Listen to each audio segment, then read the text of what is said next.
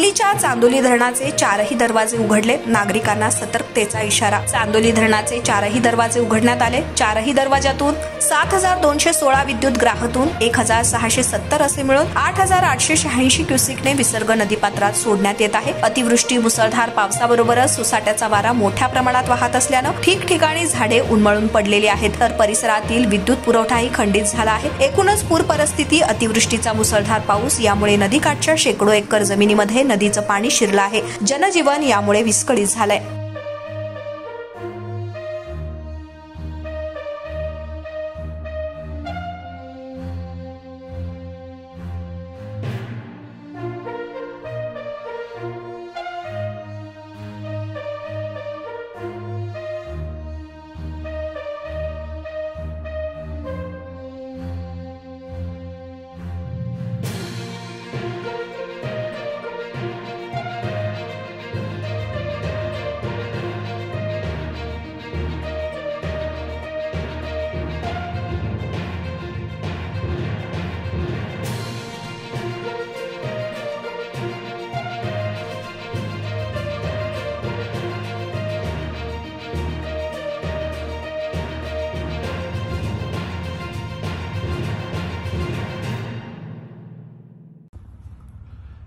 कालपासून संपूर्ण पुणे जिल्ह्यामध्ये प्रचंड पाऊस पडतोय।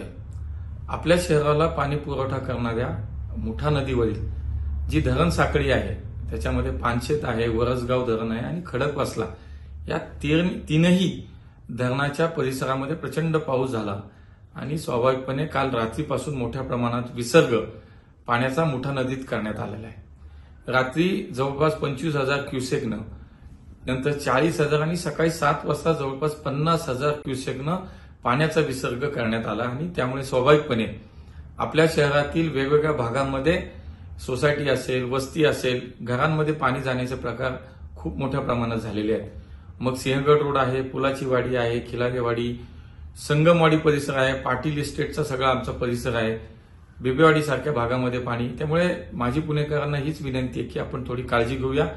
रेड अलर्ट जाहीर केलेला आहे। माननीय जिल्हाधिकारी असेल, पुणेचे महापालिकेचे आयुक्त असतील सुहास दिवसे आणि राजेंद्र भोसले, मी दिल्लीत असल्यानं अधिवेशन सुरू आहे संसदेचं, तरी सुद्धा पहाटेपासून या दोघांच्याही संपर्कात आहे। सगळ्या यंत्रणेचा आढावा घेतोय। डिझास्टर मॅनेजमेंट असेल, फायर ब्रिगेड असेल, पोलीस असतील, ही सगळ्या यंत्रणा काम करतायत आणि निश्चितपणे ही सगळी मंडळी आता फील्डवरती आहे। परिस्थिती अत्यंत आटोक्यात आहे, पण पुढच्या काही वेळेमध्ये अधिक पाऊस होण्याची शक्यता आहे असंही सुहास दिवसे यांच्या बोलण्यातून आलं आणि त्यामुळे यंत्रणा सतर्क आहेतच, पण नागरिकांनी सुद्धा काळजी घेतली पाहिजे। मी आपल्या सगळ्यांना हीच विनंती करेन, प्रशासन काम करतंय। साधारणपणे शक्यतो नदीच्या आजूबाजूचा जो परिसर आहे तिथल्या मंडळींनी थोडंसं अधिकची काळजी घ्यावी। ज्या ठिकाणी पाणी घुसलंय, ज्या ठिकाणी जनजीवन विस्कळीत झालंय, अशा मंडळींचं, अशा कुटुंबाचं स्थलांतर करण्यासाठी तात्पुरत्या स्वरूपाचं महापालिकेची शाळा, महापालिकेच्या अनेक समाज मंदिरं, काही मोठे मोठे हॉल्स याची व्यवस्था महापालिकेला करायच्या सूचना आपण दिलेल्या आहेत आणि त्यामुळे पुणेकरांनी काळजी घ्यावी एवढीच विनंती आपल्याला। सगळ्या सूचना वारंवार आपल्याला प्रशासनाच्या माध्यमातून मी एक आपला लोकप्रतिनिधी म्हणून माझ्या सगळ्या सोशल मीडियाच्या सगळ्या हँडल्सवरनं दिल्या जात आहेत। आपण काळजी घ्या, निश्चितपणे प्रशासन याच्यामध्ये काम करत आहे।